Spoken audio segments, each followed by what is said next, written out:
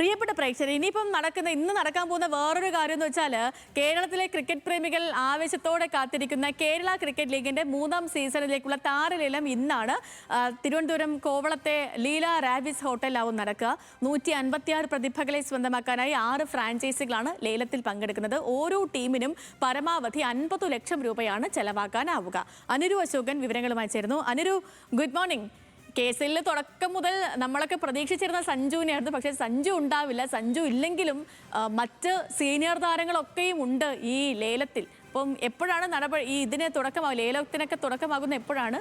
വിവരങ്ങൾ എങ്ങനെ? Good morning Sethu. കളത്തിന് ഇറങ്ങും മുമ്പേ തന്നെ കളത്തിന് പുറത്തുള്ള ഒരു മത്സരത്തിനാണ് ഇന്ന് കോവളത്ത് വേദിയാവുക. രാവിലെ 10 മണി മുതൽ ഈ ലേല നടപടികൾ ആരംഭിക്കും. 156 പ്ലേയേഴ്സാണ് ഈ ലേലങ്ങൾക്ക് വേണ്ടി കാത്തിരിക്കുന്നത്. 17 താരങ്ങളെ ഇതിനോടകം തന്നെ ഈ ഫ്രാഞ്ചൈസികൾ നിലനിർത്തിയിട്ടുണ്ട്.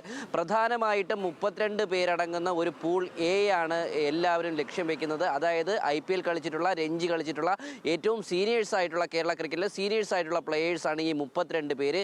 ഇവരെ ആര് സ്വന്തമാക്കും എന്നുള്ളതാണ് അറിയേണ്ടത്. സച്ചിൻ ബേബി, വിഷ്ണു വിനോദ്, MD നിതീഷ്, ബേസിൽ തമ്പി അടക്കമുള്ളവർ ഈ ലേലത്തിലായിട്ട് കാത്തിരിക്കുന്നുണ്ട്. ഇവരുടെ അടിസ്ഥാന പ്രൈസ് എന്ന് പറയുന്നത് 3 ലക്ഷം രൂപയാണ്. പിന്നെയുള്ളത് പൂൾ ബി, പൂൾ സി ആണ്. ഇവരുടെ അടിസ്ഥാന പ്രൈസ് എന്ന് പറയുന്നത്, ഇപ്പോൾ പൂൾ ബി എന്ന് പറയുമ്പോൾ അണ്ടർ 19, 23 വിഭാഗങ്ങളിലുള്ള താരങ്ങളാണ്. അവർക്ക് അടിസ്ഥാന വില 1.5 ലക്ഷം രൂപയാണ്. മറ്റത് ജില്ലാ സോണൽ മത്സരങ്ങൾ കളിച്ചിട്ടുള്ള താരങ്ങളാണ്. അവർക്ക് 75,000 രൂപയാണ് അടിസ്ഥാന പ്രൈസ് വെച്ചിട്ടുള്ളത്. അപ്പോൾ സ്വാഭാവികമായിട്ട് വലിയൊരു താരലേലം തന്നെ ഇന്ന് രാവിലെ 10 മണി മുതൽ നടക്കും. കഴിഞ്ഞ തവണ കൊച്ചി ബ്ലൂ ടൈഗേഴ്സാണ് വിജയികളായത്. അതും ഈ പറയുന്ന കൊല്ലം സെയിലേഴ്സിനെ പരാജയപ്പെടുത്തിക്കൊണ്ട്. അപ്പോൾ ഇത്തവണ പക്ഷേ കൊച്ചി ബ്ലൂ ടൈഗേഴ്സിന് നമുക്കറിയാം സഞ്ജു സാംസന്റെ ടീമായിരുന്നു.